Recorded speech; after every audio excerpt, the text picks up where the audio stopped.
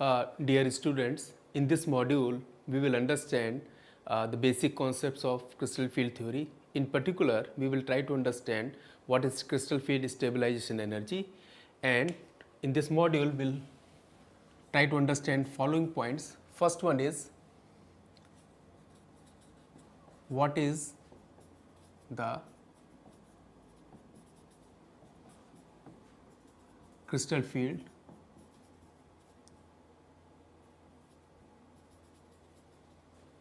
stabilization energy. Second point which we are going to understand how we can calculate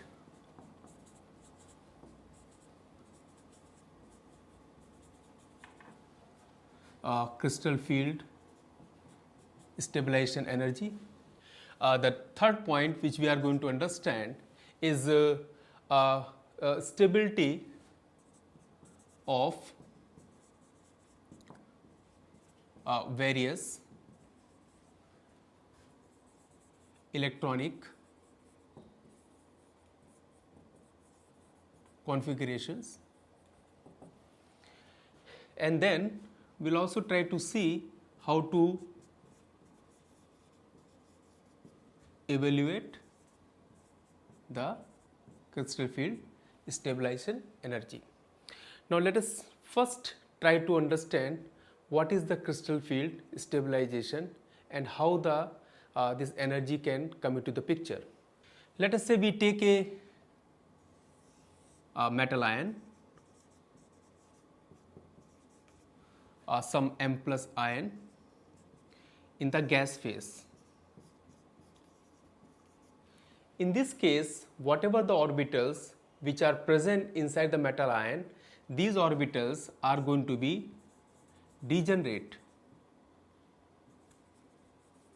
That means if we take this metal ion as a transition metal ion,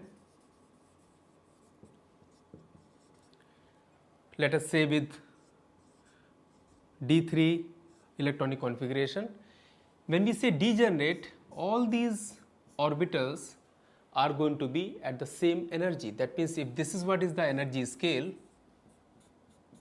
all these 5d orbitals are going to be at the same energy state. Now this is the situation when we say the gas phase. Now if the same metal ion is under the influence in a, say, condensed phase, or we can say in the solution phase. In that case, what will happen? We can look into in a better understanding that the same metal ion, say M plus ion, is being influenced by variety of solvent molecules. For the understanding purpose, we can say these are the ligand which are, for example, approaching from all possible direction. That means if we take the coordinate, we can say this is the x-axis, this is the y-axis, and the third one is z-axis. That means the ligands or the solvent molecules, they are approaching the metal ion from all three directions. So what happens when this type of situation arises? The d orbitals which are inherently present in a metal ion, they do not remain degenerate, they get influenced by the approach of this ligand which are approaching the metal ion. Now we'll try to look into this concept more clearly. Say a metal ion which is being approached by different ligand L. Now there are several possibilities. What are those possibilities? That when these ligand L approach the metal ion, they can create a octahedral ligand field around the metal ion. That means what is the octahedra? Whenever there is a basal plane, the 4 ligands are approaching from the basal plane, and then 2 ligands are approaching from the axial position. So these are basal plane when the ligands are approaching in the x and y plane, and these are the axial position. But what is important is all 6 ligands are identical, as well as they are in identical distance apart from the metal ion. So in that case, what will happen? The earlier 5d orbitals which were degenerate in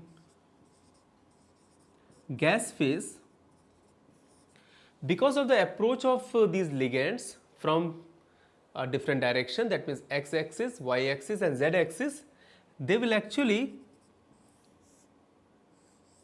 split into 2 set of orbital, and if this is the barycenter, then they will split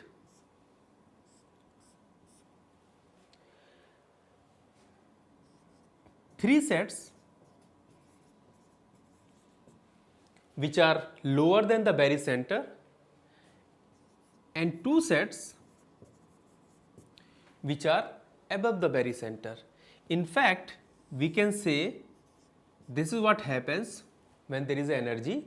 So that means these 3 orbitals which are lower in energy, in fact these are stabilized. These set of orbitals are called T2g orbitals, and the 2 orbitals or 2 set of orbitals which are above the barycenter, these are higher in energy, these are called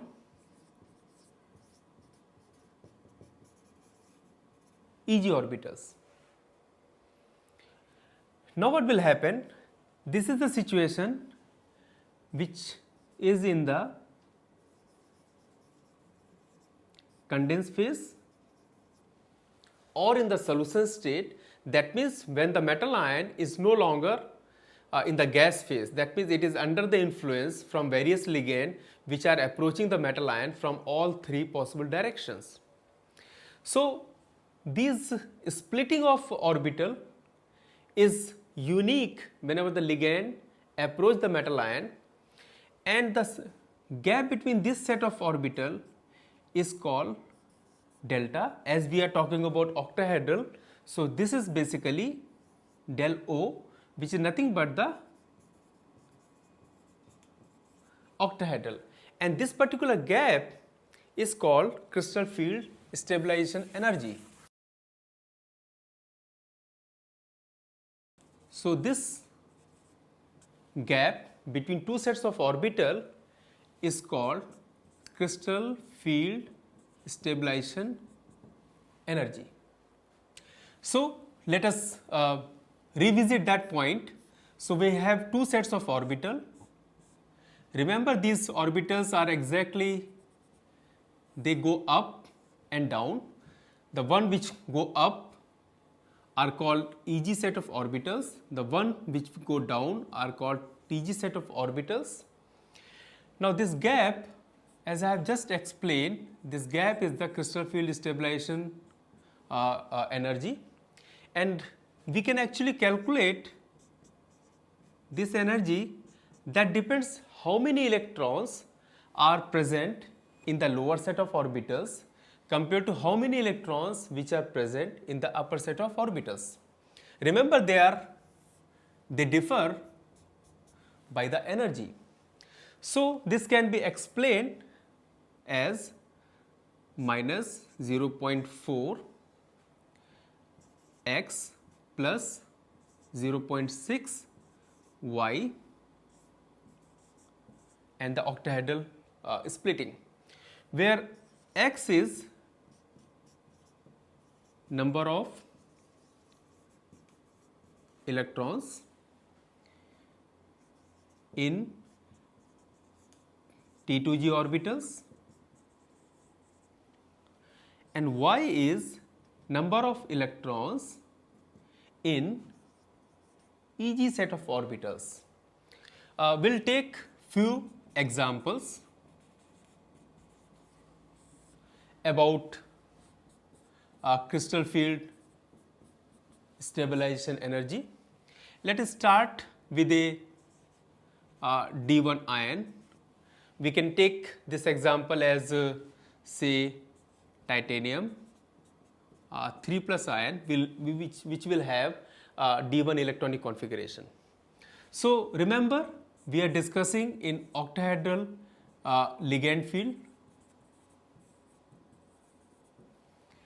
We can take 6 ligand, for example titanium 3 plus ion, which is surrounded by 6 water molecule. So that means we can schematically draw, this is the basal plane, 4 water molecules are present in the basal plane,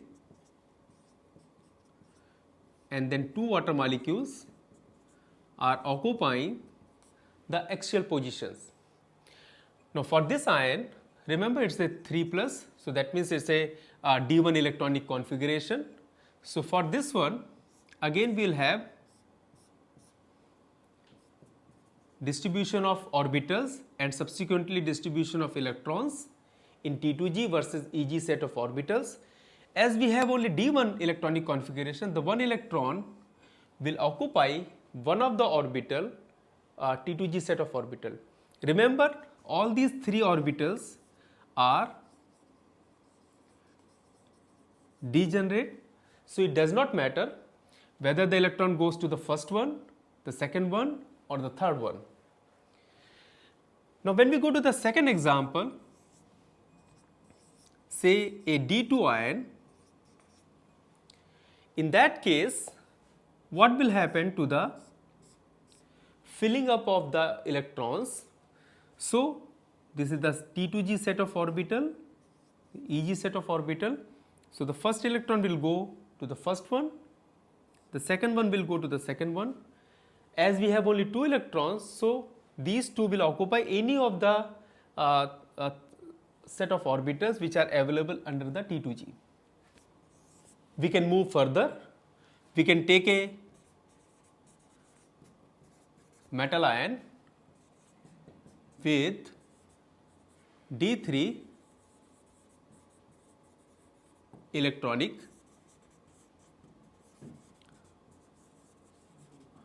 configuration.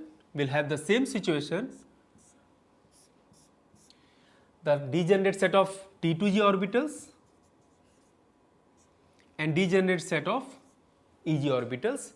As we have 3 electrons, so there is no problem, all these 3 electrons will go and occupy T2g set of orbitals. Remember, this is the energy scale, so we have to start filling up the electrons from the lower energy or the electronic configuration which is more stable.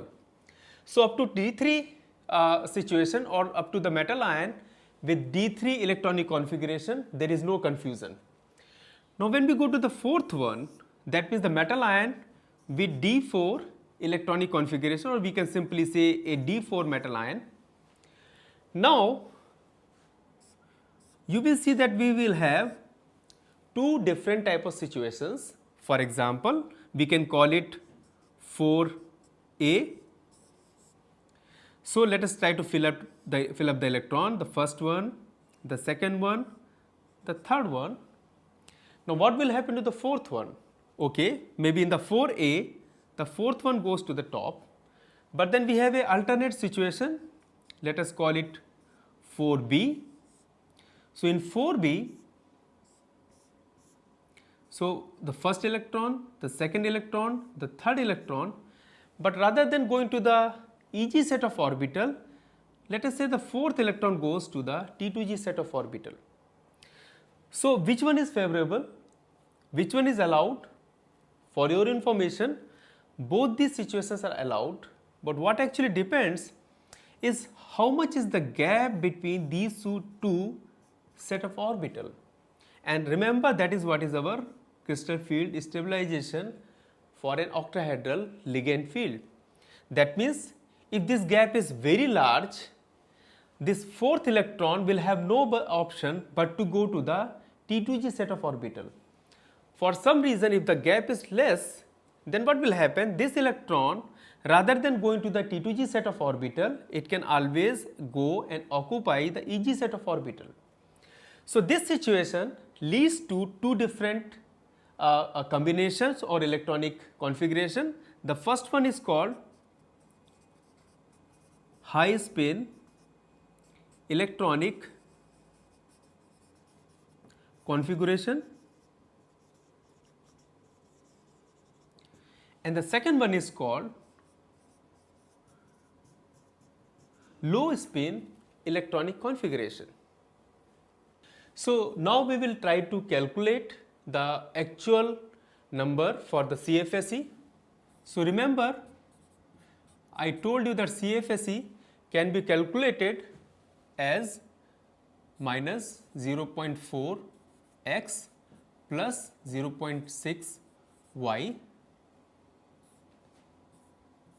and then crystal field stabilization gap. Remember, the x is number of electrons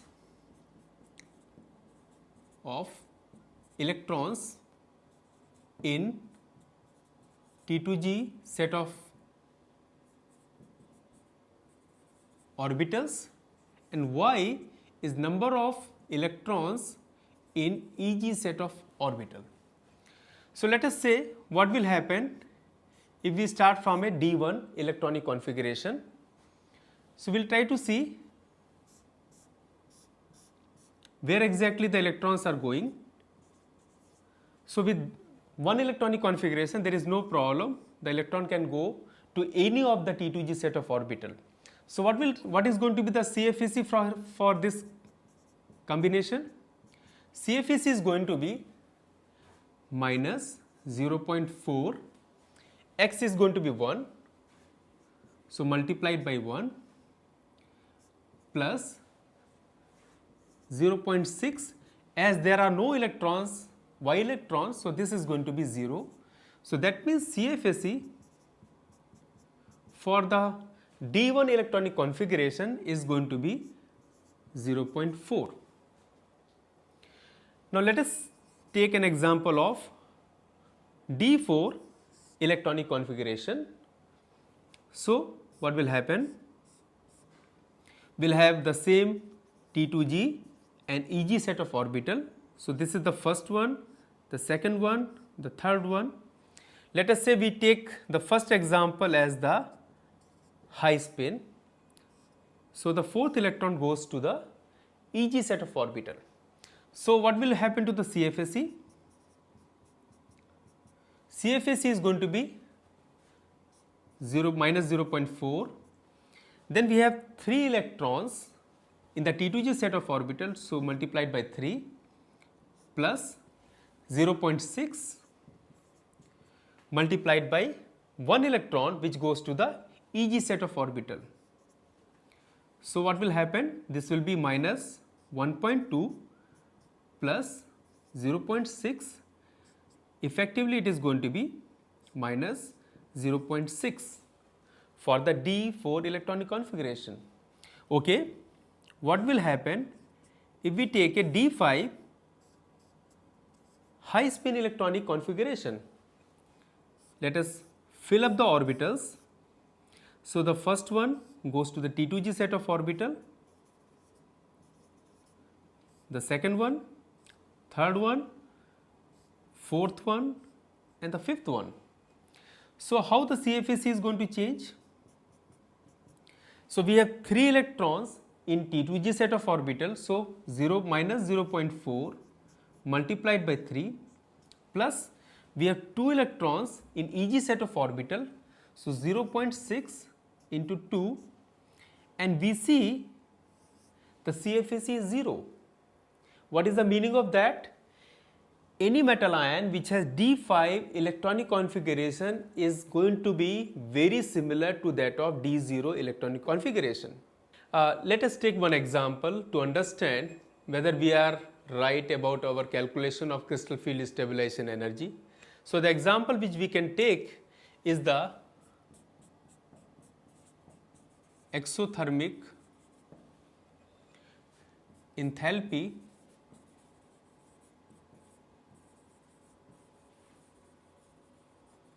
calculation. So for this particular example, we can take metal in 2 plus oxidation state, that means 2 plus metal ion for the first transition series. So that means we start from a metal ion which is in M2 plus state. We start from the gas phase, and this gas phase metal ion react with 6 water molecule. That means this is going to be in the liquid state or the condensed phase, and then it will form this complex. That means a metal ion in 2 plus state is surrounded by 6 water molecule. And what we are trying to understand, how much energy is being generated or being produced in this particular step. So this is basically we are looking into what will happen when the ligands, which are water molecule, coordinate a metal ion in the gas phase and produce this metal aqueous species. And this energy should actually correlate with respect to energy which is being observed from the experimental data. Okay, so we are trying to look into enthalpy for the hydration for first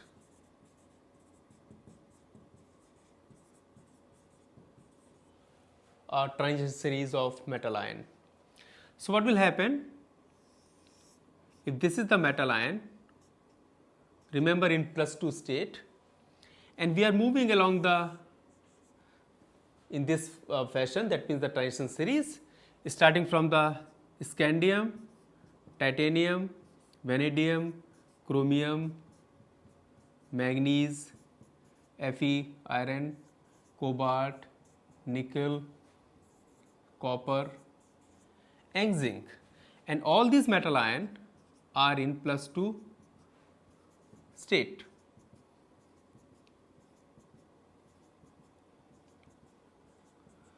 So when we go along this side,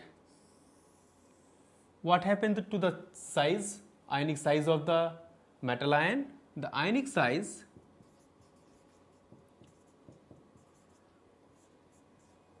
actually increases. That means if these metal ion form a bond with 6 water molecule to form a species of this type, when we move from scandium, titanium to all the way to zinc, the enthalpy should actually increase more and more as we move more and more towards the right side of the series. That means let us try to plot whatever I have just said, the enthalpy with respect to M 2 plus metal ion on this side. We can always start, we can make them on the x-axis.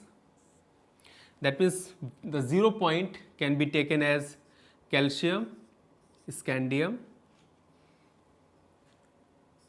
titanium, vanadium, chromium, manganese, iron, cobalt, nickel, copper and zinc. So on the x-axis we have M +2 ion in the +2 state, and on the y-axis we have delta H, which is nothing but the enthalpy for the hydration of M2 plus ion. So if we are correct in our thinking, we should actually expect a straight line. But we don't actually expect the straight line, we actually see rather than seeing a straight line, we see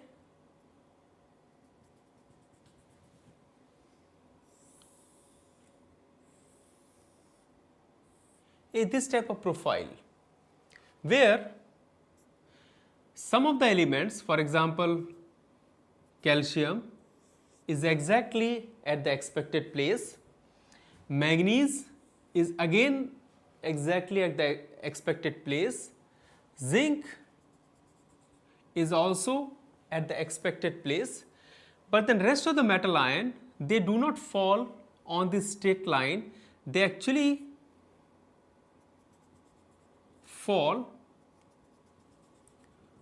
on this type of humped surface. The same is true after the metal ion manganese, for example, iron, cobalt, nickel and copper. That means something is different for the calcium, for the manganese and for the zinc. Now let us try to see what is different for these three metal ion. So if you write the electronic configuration of calcium, you will see it has no d electron. That means the d electron count is 0. What happens if we take a manganese? Remember, we are taking the example for high spin state because we are taking a very weak field ligand water molecule. So manganese 2 plus, the electronic configuration is going to be d5. Remember what is the d crystal field stabilization energy for d5 ion?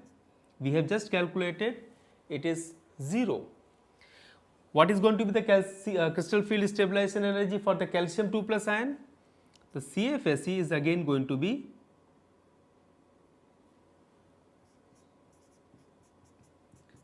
0. The last one is zinc 2 plus ion, which is a D10 metal ion. The crystal field stabilization energy for this ion is again 0.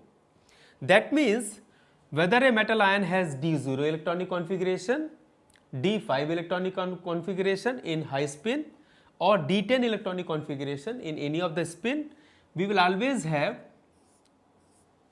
0 crystal field stabilization energy.